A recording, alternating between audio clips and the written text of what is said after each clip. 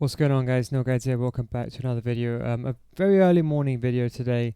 The beta is probably coming around out today around 6 p.m. UK time.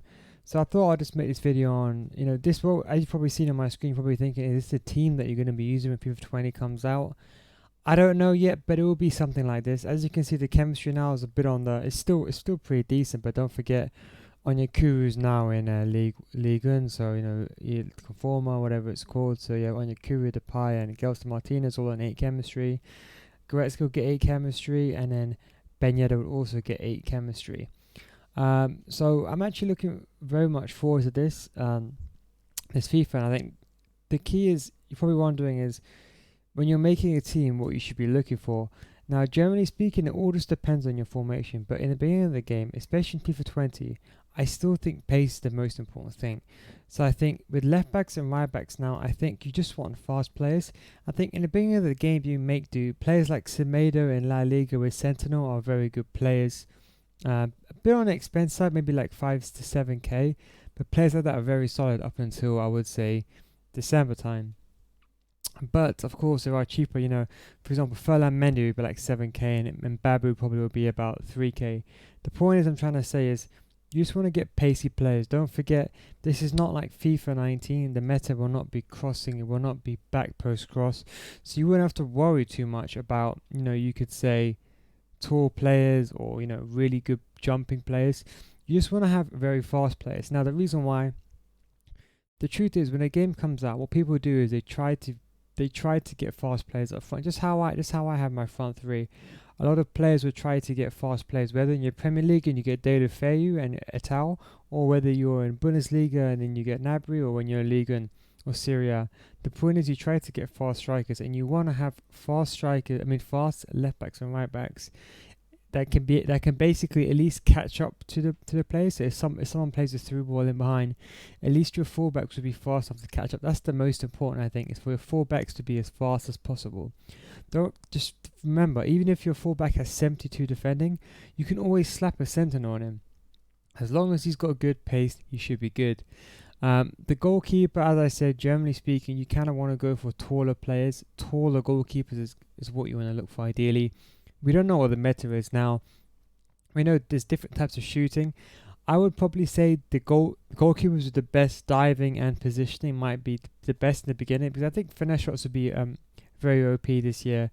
And I think you want a goalkeeper that's got good positioning and good diving to help prevent against those.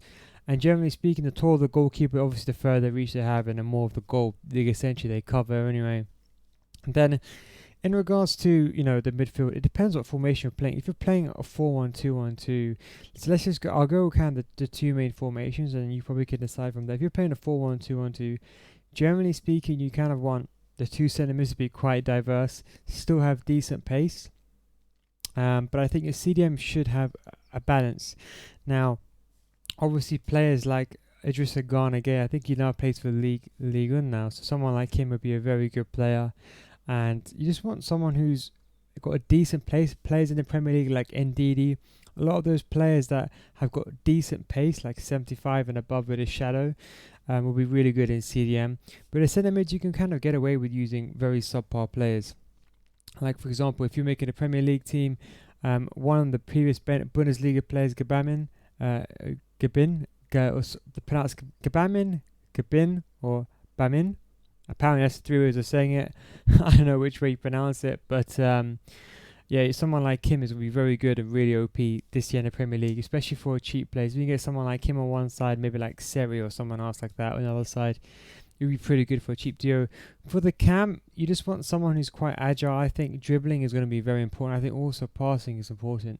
So try to get naturally, if you do like to have the player to be fast, try to get a fast player and put a dead eye on him. I think playing the final pass and passing in general is going to be really important this year. And with your two strikers, probably go with pacey players. With the shooting, I suppose you can improve it with, a dead eye. But yeah, I would say definitely go with the fast players. The truth is, when the beginning of the game comes out, a lot of teams are going to be using slow players because they can't afford top players. That's why you should be ahead of the game and use fast players, so you can basically capitalize on your opportunities against slower defenders. And that's the same reason why I say you should use fast defenders, is that you can basically, in a sense, defend against people who've got the fast wingers. Because let's be real, the first thing that people do when they can't afford a good team is they use pace abuse and they sweat the ball.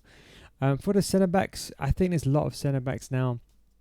I think there's a lot of players in the Premier League, even Bailly or Davinson Sanchez. They're not going to be too expensive, but they're very good players, especially even like Ake. Players like that are very good in the game. Now, if you're playing a 4-2-3-1, which would probably be the meta I think you're playing, it's kind of the same thing. I'll probably go with the similar kind of philosophy. The two cams on the wide areas, in my opinion, should generally be very fast players. Again, exploiting the wing. But I think with the 4-2-3-1, with the cam, you have a bit more freedom. As long as he's a good passer, I think you're pretty much in a good state. But I think, for example, your striker has to be a finisher. I think you can get away with your wide plays being quite fast, but I think your central player, don't forget, most centre backs have around 80 pace. Don't forget that. A lot of people are not going to be putting shadow on their centre backs because they don't want to be wasting 5k or a shadow, on their centre back. So expect centre backs to have 80 pace, maybe max 85 pace. So try to get maybe try to prioritize on shooting or dribbling, I would say, with the striker. And with the CDMs, I think with the 4-2-3-1, as long as you get, in my opinion, at least one tall CDM and one fast CDM, you should be good to go. The 4-2-3-1, a good thing about the formation is with simple instruction changes, you can change the game. But I think this FIFA 20 is going to be much more possession game. Don't forget, passing will be much harder in this game. And another thing is, the demo, not the beta, so the demo is actually coming out at 6 p.m. UK time. So I'm uploading this video early in the morning, so before many of you guys go into work or school, or maybe you're watching this on your daily commute. But the truth is, try to get used to players that are very, I suppose you can say, very agile, very good players on the ball. I think dribbling is going to be pretty much going forward as well, very important. Let's say, for example, I don't know, if, for example, they choose someone like, let's just say Monaco is in the demo. I'm not sure if it is. I doubt it is, but let's just say it is. A player like Ben Yedder, try to get used to them as much as you can in the demo. And then when you get into the main game, maybe you can buy that same player because you're used to playing with that one player. Try to get one or two players that you liked in the demo and try to incorporate them into the team. But anyway, that's just a short video. That's just kind of my thoughts on, on the players. Basically speaking, long story short, fullbacks prioritize pace. Centre backs, just try to get all rounders. I would say, still prioritize pace as well. Try to get no less than 75 pace.